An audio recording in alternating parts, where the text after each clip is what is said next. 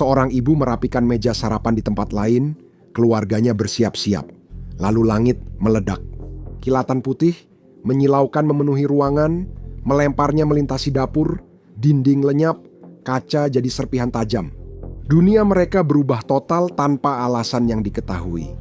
6 Agustus 1945 adalah hari biasa bagi 350.000 warga Hiroshima, pusat industri penting bagi Perang Jepang. Pukul 8.15 pagi kota mulai beraktivitas.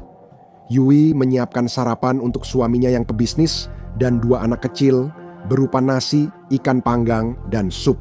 Seperti biasa, kakek sudah bangun sejak fajar untuk merawat kebun. Lalu terdengar suara dengungan keras dari atas. Awalnya, tidak ada yang mencurigai apapun. Hiroshima telah mengalami banyak serangan bom selama beberapa tahun terakhir. Tetapi keluarga itu tinggal jauh dari pusat kota dan biasanya tidak terpengaruh. Namun hari ini berbeda. Tak ada suara bom, hanya beberapa pesawat kecil menuju pusat kota. Setelah jeda seolah abadi, ledakan dahsyat mengguncang rumah. Yui sadar di tengah pecahan kaca, puing, dan udara panas. Tubuhnya terasa sakit menusuk, telinganya berdenging, anak-anak. Yui berlari ke dalam dan melihat Hiroshi, suaminya, tergeletak. Darah menetes dari kepalanya. Ia mengerang pelan dan menopang diri dengan satu siku. Yui terus berlari, berjuang melewati puing dan reruntuhan. Dia bergegas ke kamar putranya, Ichiro, dan menemukannya terguncang tapi tidak terluka. Setelah beberapa saat panik, Yui menemukan putrinya yang masih kecil, Hana, bersembunyi di belakang tempat tidurnya, tak mampu bicara karena ketakutan luar biasa. Keluarga itu saling berpelukan sebentar, selamat tapi bingung dan ketakutan. Lalu kengerian menyadarkan mereka. Kakek, Jiro, setelah ibu Yui meninggal, dia benar-benar sendiri. Yui menawarinya tinggal bersama keluarga, tapi dia tak mau merepotkan. Tak lama setelah itu, dia mulai membantu mengurus anak, memperbaiki rumah, dan merawat kebun. Saat ledakan terjadi, dia ada di sana. Mereka keluar dan langsung berhenti. Hiroshi melindungi anak-anak agar tidak maju. Jiro tergeletak tengkurap di kebun dengan wajah takut. Yui berlari dan berlutut di sisinya, putus asa membangunkannya sambil menangis. Jiro terbangun terkejut, batuk dan bergumam. Meski hidup, ada yang salah. Matanya kosong. Dia menatap langsung ke arah Yui, meraba-raba, buta, tidak bisa melihat. Yui terisak, tapi tangisannya tertahan di tenggorokan. Dia memandang ke cakrawala dengan tidak percaya. Dia tidak tahu apa yang sedang dia lihat. Dia hanya melihat kota itu telah hilang. Dan apapun yang telah terjadi, ini belum selesai. Bagi mereka yang lebih dekat dengan bom, perbedaan antara bertahan hidup dan kematian seketika hanya hitungan detik. Bagi Kenji, seorang inspektur kota di Hiroshima, dia sudah terbiasa dengan pengeboman saat itu. Kebanyakan rekan kerjanya tidak menganggap gelombang kecil pesawat pagi itu sebagai sesuatu yang perlu dikhawatirkan, tapi ada sesuatu yang mengganggu perasaan Kenji pagi itu. Sebuah firasat buruk. Dengan perut tidak enak, dia pergi ke tempat perlindungan bom kantor dan menunggu. Kini dia terkubur di bawah puing-puing ruang bawah tanah. Telinganya berdenging saat ia putus asa merangkak keluar. Ia segera sadar dirinya salah satu yang beruntung. Kenji muncul di tanah tandus, sebagian besar gedung kantor runtuh. Tubuh rekannya yang hangus dan berdarah terbaring di tanah. Sebuah tangan terbakar meraih, membuatnya mundur ketakutan. Lalu tangan itu jatuh lagi, disertai erangan penuh derita. Udara dipenuhi kematian dan kehancuran. Api melanda, bangunan hancur. Ia pernah melihat serangan bom Amerika, tapi tidak separah ini. Kenji terlalu fokus bertahan hidup hingga tak sadar lukanya parah. Seluruh sisi kanan tubuhnya terbakar kilat, mengeluarkan cairan merah terang seperti tubuh-tubuh yang tergeletak di tanah. Dia adalah salah satu yang beruntung. Kulit orang yang tidak terlindungi langsung terkelupas. Sekarang dia tak terlalu sakit, tapi itu akan berubah. Denging di telinganya sangat keras, dan dia merasakan sesuatu menetes di sisi wajahnya. Itu adalah darah dari gendang telinga yang pecah. Dia mungkin tak akan bisa mendengar lagi, tapi itu bukan fokus utamanya. Di sekelilingnya hanya ada kengerian. Kota itu hancur. Ini bukan bom biasa. Ini seperti murka Tuhan atau benda langit. Tak ada kekuatan di bumi yang bisa melakukan ini. Kenji harus tetap bergerak. Udara panas dan berat, napasnya membuat paru-paru perih. Dia harus keluar lalu mulai berjalan. Dia melihat sekeliling, mencari seseorang, siapa saja untuk diajak bicara, untuk mendapatkan jawaban, tapi yang bisa dia lihat hanyalah tubuh-tubuh tak terhitung jumlahnya.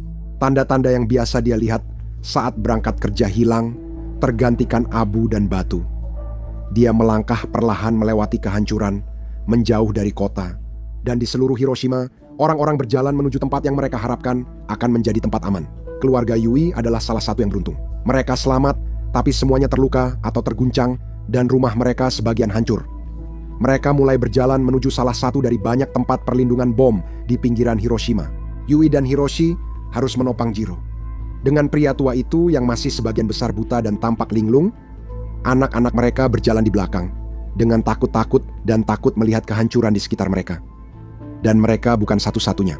Dalam perjalanan ke tempat perlindungan, keluarga itu menghadapi kengerian baru dan bertemu orang-orang yang bingung mencari jawaban. Beberapa tampak lebih parah, kulit menghitam mengelupas, atau mata tertutup perban karena pecahan kaca, tubuh-tubuh berserakan di pinggir jalan. Yui menutupi mata putrinya dari kengerian itu. Kini mereka mencari jalan di tempat perlindungan bom militer Jepang yang mengarahkan orang-orang masuk. Biasanya tenang, para tentara hari ini panik dan ketakutan. Mereka menyemprot korban dengan selang sebelum membiarkan orang masuk. Mereka tidak memberi alasan, hanya bilang semua harus disemprot. Jiro pun roboh, lalu tentara mengelilinginya. Yui dan keluarganya digiring pergi sambil mendengar tangis pelan Jiro. Saat energinya habis, tentara mengangkat tubuh Jiro dan membawanya pergi. Itu terakhir kali Yui melihat ayahnya di langit. Misteri semakin dalam. Daichi adalah pilot hebat yang telah menjalani lebih dari 30 misi untuk Kaisar dan selalu kembali. Dia telah mengucapkan selamat tinggal kepada banyak rekannya, baik ketika mereka ditembak jatuh maupun ketika mereka terpilih untuk misi kamikaze. Namun, hari ini dia melihat sesuatu yang belum pernah ia lihat sebelumnya. Dan dengan ngeri, ia sadar saudaranya ada di sana. Kakak Daichi bekerja di kota itu. Dia pernah wajib militer di awal perang, bertugas di kapal, dan pulang dengan penghargaan, tapi tidak pernah benar-benar jadi tentara seperti Daichi. Dia senang kembali ke kantor, tapi kini perang menemukannya dan ia belum pernah melihat senjata seperti itu. Tak seorang pun di radio tahu apa itu. Mata Kenji perih saat berjalan di puing-puing. Udara penuh abu dan debu, tenggorokannya juga kering dan perih. Dia berhenti batuk dan mengeluarkan cairan hitam kental, bukan darah. Setelah berada di pusat ledakan, kini tubuhnya sendiri melawan dirinya. Apakah dia benar-benar selamat dari bencana ini, atau hanya menerima hukuman mati yang lebih lama dan menyakitkan? Itu akan segera terjadi, dia akan tahu mau tak mau. Di tengah kabut tebal, Kenji akhirnya melihat tanda kehidupan. 2 tentara bermasker gas menangkap dan menyeretnya. Ia lalu berada di tempat perlindungan bom darurat, rumah sakit lapangan, bersama penyintas lain. Dibanding yang lain, kondisinya paling baik. Sementara lainnya kebanyakan terbakar parah dan hampir tidak selamat. Dia mencoba bertanya kepada para tentara tentang apa yang terjadi dan apakah dia akan baik-baik saja. Tetapi mereka tampaknya tidak tertarik menjawab pertanyaannya. Dan kehadiran orang asing di tempat itu tidak membuat siapapun merasa tenang. Yui dan keluarganya diam-diam berduka untuk Jiro di penampungan, kecuali Hiroshi yang mendapat perban baru di dahi. Syukurlah mereka selamat bersama, meski luka hari itu tak semuanya tampak. Yui menyadari semua orang di penampungan sama takutnya. Seorang wanita tua bergumam soal Jepang kehilangan restu dewa, sedangkan seorang pria bicara tentang orang Amerika memanfaatkan kekuatan matahari. Kebanyakan orang di sini bingung dan bersyukur masih hidup. Butuh waktu lama untuk mengetahui kebenaran. Hari terpanjang Daichi terjadi saat ia bertugas di Angkatan Udara dan diperintah ke Hiroshima untuk membantu misi penyelamatan. Dia harus bertemu perwira komandannya dan mencari korban selamat. Meski harapan menemukan banyak orang kecil, komando tetap merahasiakan sumber kengerian itu. Daichi senang dekat dengan aksi itu. Ayahnya sudah lama meninggal, ibunya yang tua tinggal jauh dari Hiroshima. Kedua bersaudara itu berjanji saling menjaga dan dia ingin menepatinya. Daichi sudah sering melihat kekejaman perang.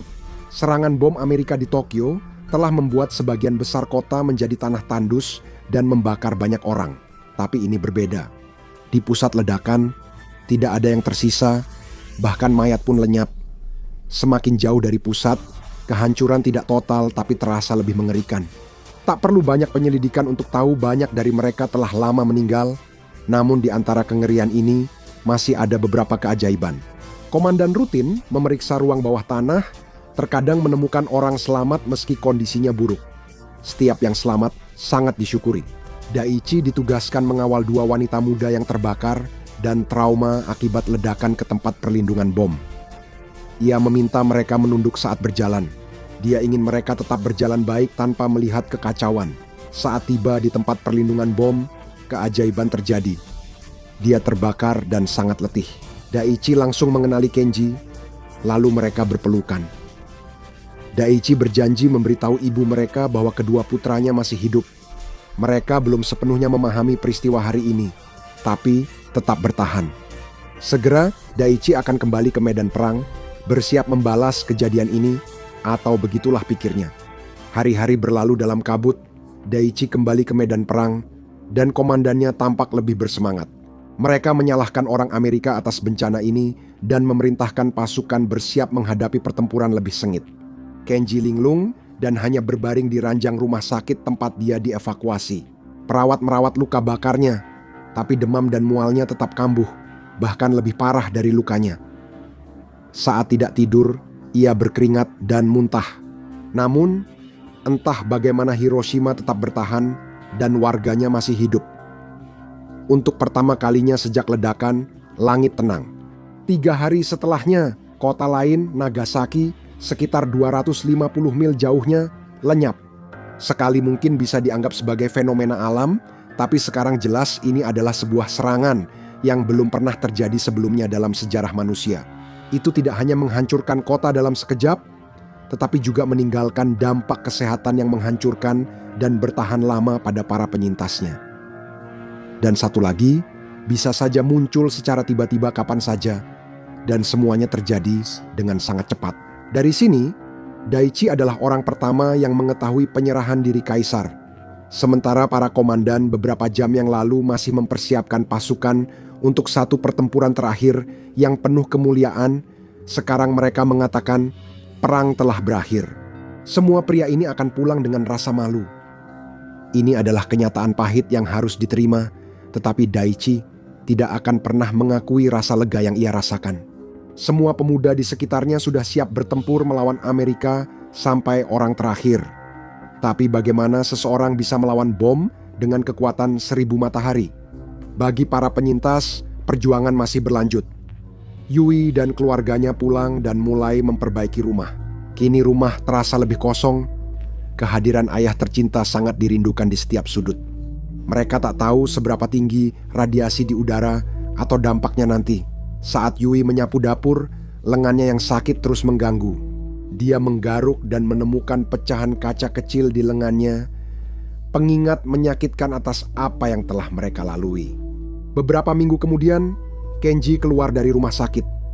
Demamnya turun setelah beberapa hari, dan dia baru mengetahui kengerian Nagasaki saat mulai pulih. Lukanya membaik, mualnya hilang, tapi dia masih lemah dan dihantui. Saat kembali ke rumah ibunya untuk memulai hidup baru, sulit mengabaikan tatapan aneh tetangga. Dia dikenal sebagai Hibakusha, penyintas bom nuklir, dan dipandang curiga. Orang-orang tidak tahu apakah dia berbahaya atau bahaya mengikutinya, dan kebenaran akan terungkap. Selama berhari-hari, tak ada yang memberitahu apa yang terjadi. Tidak ada pengumuman atau penjelasan, hanya rumor udara tercemar, matahari jatuh, dan sesuatu yang tak terlihat masih membunuh orang. Beberapa minggu setelah api padam, muncul istilah baru di kalangan dokter dan pejabat. Atom, senjata berbeda dari bom sebelumnya, yang dampaknya tak berhenti usai ledakan. Ketika orang mulai paham, banyak yang telah mengetahui kebenaran lewat tubuh mereka. Demam, muntah, rambut rontok. Tetangga yang selamat dari ledakan, tapi meninggal beberapa hari kemudian. Hiroshima tidak hancur seketika, kehancurannya berlanjut lama setelah langit memutih. Untuk mengetahui bagaimana Amerika berhasil memecahkan kode bom, Simaklah pria yang menciptakan senjata paling mematikan dalam sejarah, J. Robert Oppenheimer, dan bom atom, atau tonton video ini sebagai gantinya.